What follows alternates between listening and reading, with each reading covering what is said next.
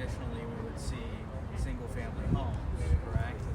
I'm going to try to rephrase that a little bit. It's a concern about the average middle class or lower class person being able to own their own home, making certain that there are programs in place and that people who are not making hundreds of thousands of dollars a year or millions of dollars a year, that these people have the opportunity to buy their own house.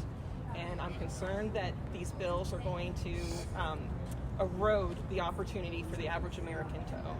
The American dream. Correct. Right, that white picket fence, maybe not the picket fence in Sacramento, but at least the idea of being able to own your own home has always been looked at as kind of pivotal for the American dream, and essentially what I'm hearing from this could potentially erode the neighborhoods away, the idea of a neighborhood. I think it is the idea of a neighborhood that buys in and stays together for 30, 40 years. There's a wonderful story in Mangan Park. So the first houses were purchased around 1950, and around I believe it was 1952, two young couples who were friends bought into the same street of their brand new homes, and they actually are still living there today. And one of them just turned 100 years old, and I was honored to attend her 100th birthday in the home that she purchased in the 1950s. And she and her friend, who's 97, sat and told me stories of what it was like to live their entire lives in Mangan Park as original homeowners. And the life she explained to me is very different than I think the life that the younger generations coming forward are going to be expecting. And that if one of the things that allowed them to live that kind of a life where they got to stay with their family, with their friends, their children and grandchildren have bonds. It was home ownership that allowed them to do that. And if we don't encourage and support home ownership, we are, in a way, encouraging relationships to be very transitional. You're only going to live there 2 or 3 years. Why would you invest in the neighborhood? If you don't own, what is the point of really taking care of one another and really taking care of the property? So I want to see programs that ensure home ownership by lower and middle class Californians for the entire state, not just for Mangan Park.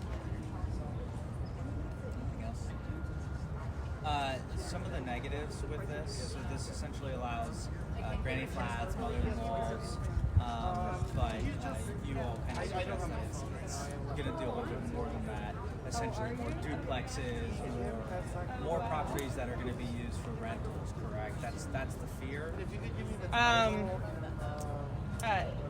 Well, I wonder what the market forces are that would encourage home ownership under these bills. Who has the money to do the redevelopment, to take a single family lot and make it multifamily? I can tell you, my neighbors may be able to pull together a loan to put in an ADU in their backyard, but they do not have the wherewithal to take a single family lot, submit the applications, and pay for 4 or 6 units to be put on that lot. They don't. It's not my neighbors who are going to be doing that. Who has that kind of money? And why would they spend money to do that? Are they going to spend that money so that they can sell each one of those little houses for a one-time profit? Or are they going to go through that process and do that kind of building and that sort of investment in the property in order to create a long-term rental that they can draw an income from every single month? We have to be practical and think about how the housing market works. I talk to people all the time. We all have dreams. We all have ideas of the kind of city we want to live in, or ideas of what the city would look like. They're all different. But let's be honest with ourselves about market forces and why people would go to these lengths to redevelop these properties. What are they looking to get? If, in my understanding of how this world works, they would do that because they want permanent rentals. They will take what was a single family home that was owned by a middle class or lower middle class family, and they will doze it, and they will invest a lot of time and money in putting 4 to 6, and in some places SB 10 will allow 10 to 14 units on the same lot, going up stories, no on-site parking. Why would they invest in that property to do that? They are creating rentals. That's my understanding. If we can create a program where that doesn't happen, I think some of us would relax a little and go, okay, if these are for sale at a reasonable rate. Something else I want to emphasize about SB 9 and 10 is that there are absolutely no clauses to create affordable housing. No affordable housing minimums in any of this. When you don't have required minimum percentages of affordable housing, the units that go in are at market or above market rate. So this is not going to create more units that are going to be for lower middle class and lower class people. These are going to be most likely rental units that are going to go for I'm trying to remember what the average medium, that's eluding me right now. I don't want to say it on camera. 1,600, I think. Right. I mean, for a 2-bedroom, 1,600 or 1,800 probably in that neighborhood. Right. Yeah.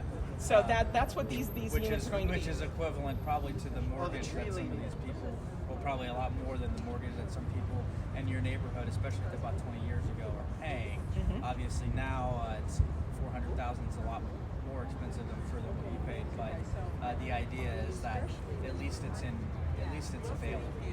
Correct. And what you're kind of getting at is that the option of ownership may disappear. For each lot as it undergoes this process, one by one. And through these bills. And these are by right.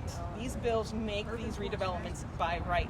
That means that if a development goes in that the neighborhood thinks is an infringement upon the neighborhood or will diminish the property values of the other properties around it for whatever reason, the neighbors will have no legal redress. None. SB 9 and SB 10 have many clauses in them which are designed to override local control of land use decisions. No affordable housing, overriding local control, so that neighborhoods will not be able to go to the city council and say, we want this plan changed, we want a different development, we want to see these things happen. That ability will be taken from us. Oh, lots, but I think I'm good for now. Thank you so much. Yeah, thank you. Nice to meet you. Certainly. Can I just get